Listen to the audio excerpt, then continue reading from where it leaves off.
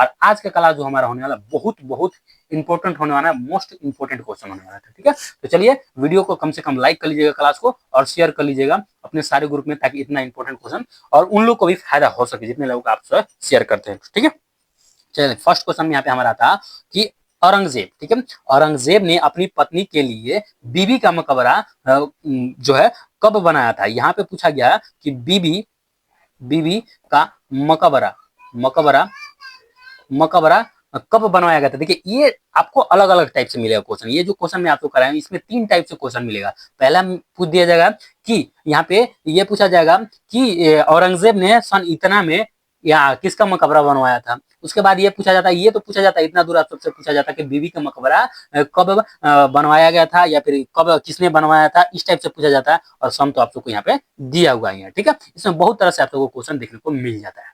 तो यहाँ पे हमसे क्या पूछा गया, अभी अभी पूछा गया कि औरंगजेब ने अपनी पत्नी के लिए बीबी का मकबरा मतलब कि कब बनवाया था, ये पूछा गया है। और कहाँ पे बनवाया था, तो ये भी आपसे पूछा जाता है। ठीक है, तो यहाँ पे हमसे पूछा गया कब बनवाया था, तो यहाँ पे ऑप्शन दिया 1648 में, या फिर 1658 में, या फिर 1668 में, या फिर जगह 1678 ईस्वी में। तो यहाँ पे बीबी का मकबरा कहाँ पे है, पहले तो ये जान लीजिए कहाँ पे है, तो औरंगाबाद में। ठीक है, और औरंगाबाद में बीबी का मकबरा है। और कब बनवाया गया था, तो यहाँ पे 1678 ईस्वी में, 1678 ईस्वी में बीबी का मकबरा बनवाया गया था। और औरंगजेब की बीबी का नाम क्या था, तो यहाँ पे नाम था कि रबिया। ठीक है, यहाँ पे रबिया दुर्गानी। ठीक है, दुर्रानी, रबिया दुर्रानी उसके बीबी का नाम था। ठीक है, चलिए नेक्स्ट अब यहाँ पे चलते हैं। यहाँ पे हम आते हैं दूसरे नंबर क्वेश्चन में। दूसरे नंबर क्वेश्चन में यहाँ पे हमारा पूछा गया कि बादल किस मंडल में जो कि अवरतित, और बादल किस,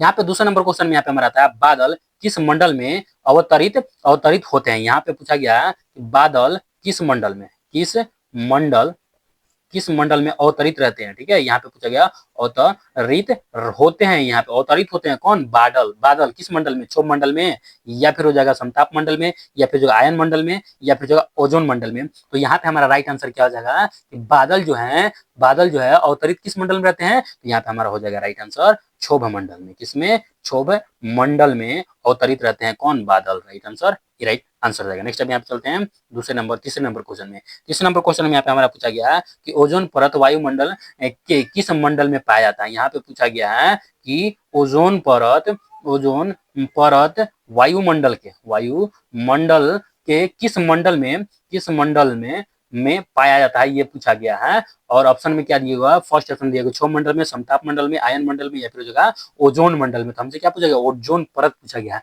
ओजोन परत जो है कि वायुमंडल के किस मंडल में पाया जाता है, ये पूछा गया है। तो यहाँ पे हमारा राइट आंसर क्या हो जाएगा, जो कि ओजोन परत जो पाया जाता है समताप मंडल में। कहाँ पे, समताप मंडल में यहाँ पे ओजोन पाया जाता है। राइट आंसर क्या हो जाएगा, बी राइट आंसर हो जाएगा। नेक्स्ट अब यहाँ पे चलते हैं चौथे नंबर क्वेश्चन में। चौथे नंबर क्वेश्चन में यहाँ पे हमारा पूछा गया है कि पृथ्वी के वायुमंडल का सर्वाधिक घनत्व किस मंडल में पाया जाता है।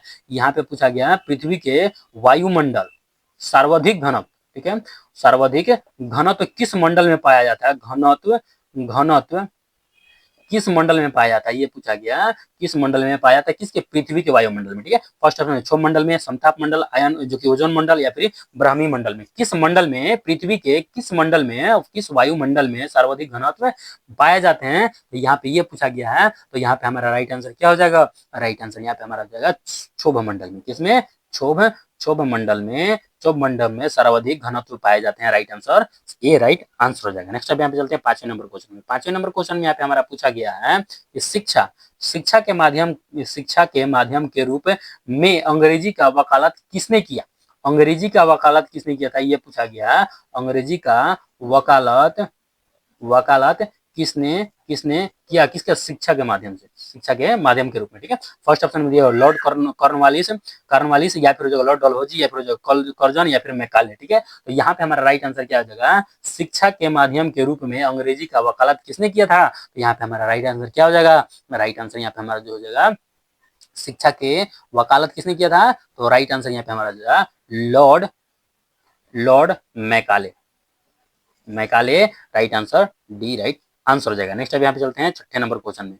छठे नंबर क्वेश्चन में यहाँ पे हमारा आता है कि भारतीय भारतीय जागृति का जनक किसे मतलब कहा जाता है। यहाँ पे पूछा गया है भारतीय जागृति जागृति का जनक जनक किसे किसे कहा जाता है, ये पूछा गया। फर्स्ट ऑप्शन में दिया हुआ है कि स्वामी विवेकानंद को, या फिर हो जाएगा दयानंद सरस्वती को, या फिर हो जाएगा यहाँ पे राजा राम मोहन राय को, या फिर हो जाएगा रविंद्रनाथ टैगोर को। किसको भारतीय जागृति का जनक कहा जाता है, ये पूछा गया। जागृति का जनक किसे कहा जाता है भारत का, ये पूछा गया है। और यहाँ पे हमारा राइट आंसर क्या हो जाएगा, भारतीय जागृति का जनक किसे कहा जाता है, राइट आंसर यहाँ पे हमारा हो जाएगा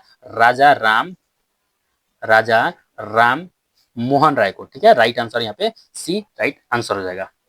अब यहाँ पे हम आते हैं सातवें नंबर क्वेश्चन में। सातवें नंबर क्वेश्चन में यहाँ पे हमारा आता है भारतीय प्रशासनिक सेवा किसके शासनकाल में प्रारंभ हुआ है। यहाँ पे पूछा गया है कि प्रशासनिक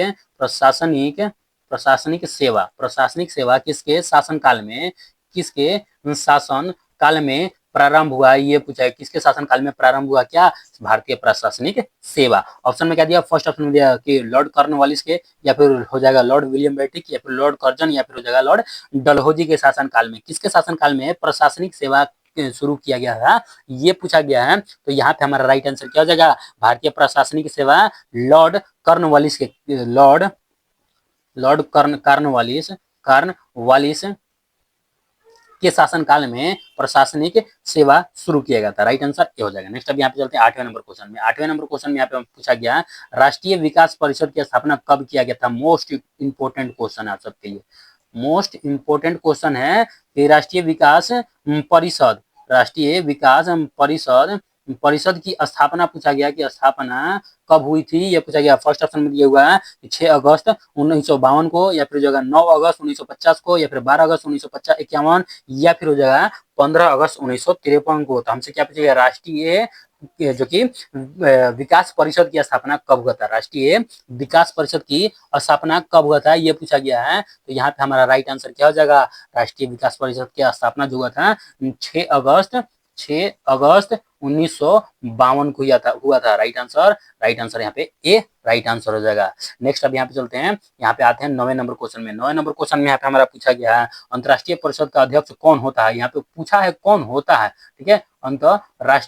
अंतरराष्ट्रीय परिषद का अध्यक्ष पूछा गया, का अध्यक्ष कौन होता है, ये पूछा गया है। और ऑप्शन में क्या दिया, फर्स्ट ऑप्शन में राष्ट्रपति, या फिर प्रधानमंत्री, या फिर गृह मंत्री, या फिर विदेश मंत्री। तो अंतरराष्ट्रीय परिषद का अध्यक्ष कौन होता है, तो यहाँ पे हमारा राइट आंसर क्या हो जाएगा, राइट आंसर यहाँ पे हमारा हो जाएगा प्रधानमंत्री होते हैं, ठीक है। प्रधानमंत्री होते हैं, अंतरराष्ट्रीय परिषद का अध्यक्ष होते हैं प्रधानमंत्री, ठीक है। चलिए नेक्स्ट अब यहाँ पे आते हैं 10 नंबर क्वेश्चन में। 10 नंबर क्वेश्चन में यहाँ पे पूछा गया कि 14 बैंकों का राष्ट्रीयकरण कब हुआ था। यहाँ पे पूछा गया 14 बैंकों का राष्ट्रीयकरण कब हुआ था, ये पूछा गया। फर्स्ट ऑप्शन में दिया 1949 में, या फिर 1959 में, या फिर 1969 में, या फिर जगह 1979 में। तो 14 बैंकों का राष्ट्रीयकरण कब किया गया था, ये पूछा गया है। तो यहाँ पे हमारा राइट आंसर क्या हो जाएगा, राइट आंसर यहाँ पे हमारा हो जाएगा 1969 में 14 बैंकों का जो कि राष्ट्रीयकरण किया गया था। और उस टाइम कौन से पंचवर्षीय योजना चल रहा था, तो चतुर्थ पंचवर्षीय योजना, ठीक है। चतुर्थ पंचवर्षीय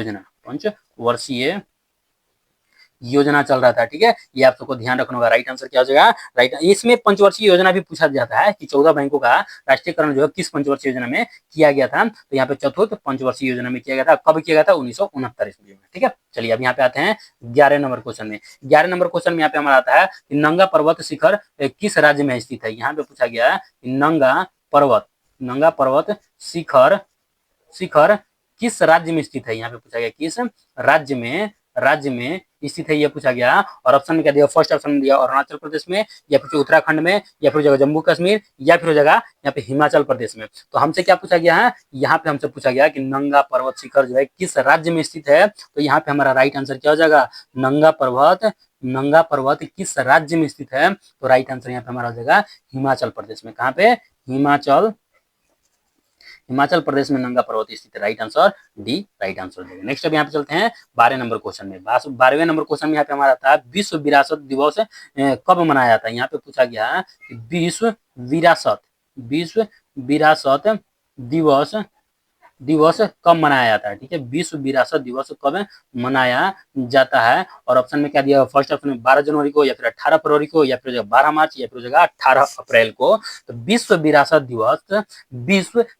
दिवस कब मनाया जाता है? तो यहाँ पे हमारा राइट आंसर क्या हो जाएगा? राइट आंसर यहाँ पे हमारा हो जाएगा 18 अप्रैल को। 18 अप्रैल को विश्व विरासत दिवस मनाया जाता है। Right answer D right answer हो जाएगा। नेक्स्ट अब यहाँ पे आते हैं 13 नंबर क्वेश्चन में। 13 नंबर क्वेश्चन में यहाँ पे हमारा आता है संयुक्त राष्ट्र संघ के महासचिव का कार्यकाल कितने वर्ष होता है? यहाँ पे पूछा गया है कि महासचिव का कार्यकाल कितने दिनों का होता है, कितने वर्ष का होता है, कितने वर्ष का होता है? किसका? तो यहाँ पे संयुक्त राष्ट्र का। ठीक है, संयुक्त राष्ट्र संघ का कितने वर्ष का कार्यकाल होता है? ऑप्शन में दिया 3 वर्ष, या फिर 4 वर्ष, या फिर 5 वर्ष, या फिर 6 वर्ष हो जाएगा। यहाँ पे 6 वर्ष का। कितने दिन का होता है? तो यहाँ पे हमारा राइट आंसर क्या हो जाएगा? राइट आंसर जो हो जाएगा क्या पूछा गया? संयुक्त राष्ट्र संघ महासचिव का संयुक्त राष्ट्र संघ महासचिव का कार्यकाल कितने वर्ष का होता है? यहाँ पे हमारा हो जाएगा 5 वर्ष का होता है। राइट आंसर यहाँ पे क्या हो जाएगा? सी राइट आंसर हो जाएगा। नेक्स्ट अब यहाँ पे चलते हैं, यहाँ पे आते हैं 14 नंबर क्वेश्चन में। 14 नंबर क्वेश्चन में यहाँ पे पूछा गया अंतर्राष्ट्रीय न्यायालय के न्यायाधीशों की संख्या कितनी होती है? यहाँ पे पूछा गया है अंतर्राष्ट्रीय न्यायालय में न्यायाधीशों की संख्या कितनी होती है? ये पूछा गया है कि संख्या कितनी होती है? ये पूछा गया है। और ऑप्शन में क्या दिया? 10, या फिर 11, या फिर 15, या फिर हो जाएगा यहाँ पे 18। तो अंतर्राष्ट्रीय न्यायालय में न्यायाधीशों की संख्या कितनी होती है? ये पूछा गया है। तो यहाँ पे हमारा राइट आंसर क्या हो जाएगा? यहाँ पे हमारा राइट आंसर जो हो जाएगा 15 न्यायाधीश होते हैं। ठीक है, 15 न्यायाधीश होते हैं। यहाँ पे right answer C right answer हो जाएगा। नेक्स्ट अब यहाँ पे चलते हैं 15 नंबर क्वेश्चन में। 15 नंबर क्वेश्चन में यहाँ पे हमारा आता है कॉलेज ऑफ डिफेंस मेजरमेंट, ठीक है, मैनेजमेंट कहाँ पे स्थित है? यहाँ पे पूछा गया है कि कॉलेज ऑफ डिफेंस, ठीक है, कॉलेज ऑफ डिफेंस मैनेजमेंट कहाँ पर स्थित है? ये पूछा गया। और ऑप्शन में क्या दिया? फर्स्ट ऑप्शन में दिया सिकंदराबाद में, या फिर ग्वालियर में, या फिर भोपाल में, या फिर बंगलोर में। ठीक है, तो हमसे क्या पूछेगा? कॉलेज ऑफ डिफेंस मेजरमेंट, ठीक है, मैनेजमेंट कहाँ पे स्थित है? यह पूछा गया है। तो यहाँ पे हमारा राइट आंसर क्या हो जाएगा? राइट आंसर जो हो जाएगा यहाँ पे हमारा सिकंदराबाद में। कहाँ पे है? सिकंदराबाद। यहाँ पे राइट आंसर हो जाएगा सिकंदराबाद। ये राइट आंसर हो जाएगा। ये आप सबको ध्यान रखना हो। कॉलेज ऑफ डिफेंस मैनेजमेंट, ठीक है, कहाँ पे है? यहाँ पे आप सबको पड़ जाएगा सिकंदराबाद। नेक्स्ट अब यहाँ पे चलते हैं, यहाँ पे हम आते हैं 16वें नंबर क्वेश्चन में। 16 नंबर क्वेश्चन में यहाँ पे हमारा आता है विश्व की सबसे ऊंची स्थल पर स्थित जो कि वेधशाला कहाँ पे? वैधशाला कहाँ पे? यहाँ पे विश्व की सबसे ऊंची स्थल पर स्थित वैधशाला किस देश में है? ये पूछा गया है। फर्स्ट ऑप्शन में क्या दिया हुआ? फर्स्ट ऑप्शन में दिया हुआ कि अमेरिका में, या फिर चीन में, या फिर जापान में, या फिर भारत में। तो विश्व का पूछा गया है कि वैधशाला सबसे ऊंची स्थान पर जो है कौन सा वैधशाला है, किस देश में? ये पूछा गया है। तो यहाँ पे हमारा राइट आंसर क्या हो जाएगा? राइट आंसर जो हो जाएगा भारत में। कहाँ पे है? भारत में। राइट आंसर हो जाएगा विश्व की सबसे ऊंचे स्थल पर स्थित वैधशाला भारत देश में। ठीक है, चलिए नेक्स्ट अब यहाँ पे चलते हैं 17 नंबर क्वेश्चन में। 17 नंबर क्वेश्चन में यहाँ पे हमारा आता है इंदिरा गांधी सेंटर ऑफ जो कि एटॉमिक रिसर्च कहाँ पे स्थित है? यहाँ पे पूछा गया है कि Indira Gandhi centre for atomic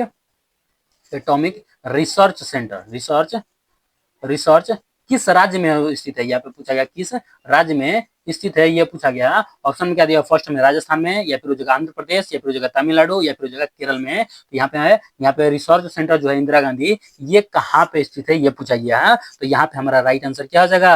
right answer यहाँ पे हमारा जो हो जाएगा यहाँ पे तमिलनाडु में। और तमिलनाडु में किस जगह भी पूछ सकता है, तो यहाँ पे हो जाएगा कलपक्कम। ठीक है, यहाँ पे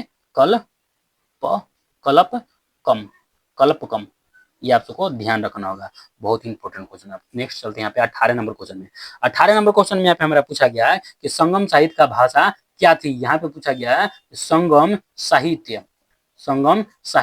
की भाषा पूछा गया है कि भाषा क्या थी। और ऑप्शन में क्या दिया हुआ है? फर्स्ट ऑप्शन में उर्दू या फिर फारसी या फिर मगधी या फिर हो जाएगा यहाँ पे कि तमिल। यहाँ पे संगम संगम साहित्य के भाषा पूछा गया है कि संगम साहित्य की भाषा कौन सी थी, तो यहाँ पे हमारा राइट आंसर क्या हो जाएगा, राइट आंसर यहाँ पे हो जाएगा तमिल भाषा थी। Right answer D right answer देगा। नेक्स्ट अब यहाँ पे आते हैं 19 नंबर क्वेश्चन में। 19 नंबर क्वेश्चन में यहाँ पे हमारा पूछा गया कि किस महाद्वीप को श्वेत श्वेत महाद्वीप कहा जाता है। किस महाद्वीप को जो है कि श्वेत श्वेत महाद्वीप कहा जाता है। ठीक है, महाद्वीप कहा जाता है। किस महाद्वीप को श्वेत महाद्वीप कहा जाता है। फर्स्ट ऑप्शन में दिया हुआ कि अंटार्कटिका, और जो कि अंटार्कटिका महाद्वीप को, या फिर ऑस्ट्रेलिया महाद्वीप को, या फिर जगह जो अफ्रीका महाद्वीप, या फिर जगह एशिया महाद्वीप को। किस महाद्वीप को जो कि श्वेत महाद्वीप कहा जाता है, तो यहाँ पे हमारा राइट आंसर क्या हो जाएगा, श्वेत महाद्वीप किस महाद्वीप को कहा जाता है, तो यहाँ पे हमारा राइट आंसर क्या हो जाएगा, राइट आंसर जो हो जाएगा यहाँ पे हमारा श्वेत महाद्वीप कहा जाता है अंटार्कटिका महाद्वीप को। किसको, अंटार्कटिका महाद्वीप को श्वेत महाद्वीप कहा जाता है। ये आप सबको ध्यान रखना होगा, यहाँ पे एक भी निवासी नहीं रहते हैं। ठीक है, चलिए नेक्स्ट अब यहाँ पे आते हैं 20 नंबर में। 20 नंबर क्वेश्चन में यहाँ पे हमारा पूछा गया भारत का पहला रेडियो स्टेशन कहाँ बना। यहाँ पे पूछा गया पहला रेडियो स्टेशन कहाँ बना, कहाँ का, भारत का पहला। और ऑप्शन में क्या दिया, फर्स्ट ऑप्शन में दिल्ली में, मुंबई में, कोलकाता में, या फिर चेन्नई में। तो भारत का पहला रेडियो स्टेशन कहाँ बना है, तो राइट आंसर यहाँ पे हमारा क्या हो जाएगा, राइट आंसर यहाँ पे हमारा हो जाएगा मुंबई में बना था। कहाँ पे, मुंबई में। Right answer B right answer हो जाएगा। ठीक है, चलिए अब यहाँ पे 20 क्वेश्चन यहाँ पे हमारा कंप्लीट हो गया। तो देखिए मैं आप लोगों को 20 क्वेश्चन लाता हूँ क्योंकि यहाँ पे टाइम में आप लोगों को बताना चाहता हूँ, क्योंकि आपको जीडी में 20 क्वेश्चन मिलता है और 20 में 20 आपको लाना पड़ता है। तो इसके लिए मैं आप लोग को जीके जो है यहाँ पे 20 क्वेश्चन जीके जीएस लेकर आता हूँ, जिससे कि आपको टाइम बचे। ठीक है, तो चलिए यहाँ पे आज का क्लास हमारा यहीं तक रहने वाला है। जो लोग यहाँ पे पहली बार चैनल पे आए होंगे तो चैनल को सब्सक्राइब कर लेंगे, यहाँ पे क्लास को लाइक कर लेंगे और शेयर कर देंगे अपने सारे ग्रुप में, ताकि और भी स्टूडेंट यहाँ पे जुड़ सके। और कमेंट में कोई भी डाउट हो आप यहाँ पे कमेंट में कर सकते हैं। ठीक है, तो चलिए मिलते हैं नेक्स्ट क्लास में बहुत इंपोर्टेंट क्वेश्चन के साथ। तब तक के लिए हंसते रहें, मुस्कुराते रहें। जय हिंद, जय भारत, वंदे मातरम।